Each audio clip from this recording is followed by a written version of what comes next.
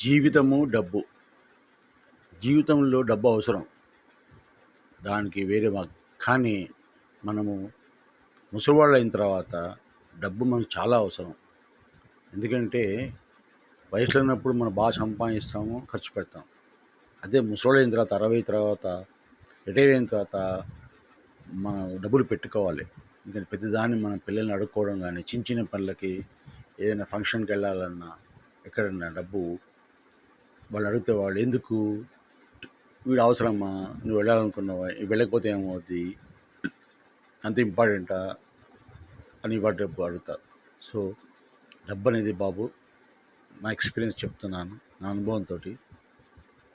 డబ్బులు కొంచెం పెట్టుకోండి మీరు. మనకంటూ కొంచెం డబ్బుండాలండి. కోట్లు కాదు. మనం బతకడానికి, మన ఫ్రెండ్స్‌తో వెళ్ళడానికి, సాయంకాలం పోయి ఒక హోటల్‌లో సరదాగా ఫ్రెండ్స్ తోటి కాఫీ తాగడానికి, అలా ఫ్రెండ్స్ సినిమాలు వెళ్ళడానికి, లేదా ఫ్రెండ్స్ ఎప్పుడైనా గెట్ టుగెదర్‌కి మనకంటూ డబ్బు ఉండాలి. లేకపోతే మన ఎవ్వరిని అడగరు. ఎవ్వరు పట్టించుకోరు. అడిగితే కూడా ఎందుకు అని ఇలా సవా లక్ష ప్రశ్నలు వేస్తారు.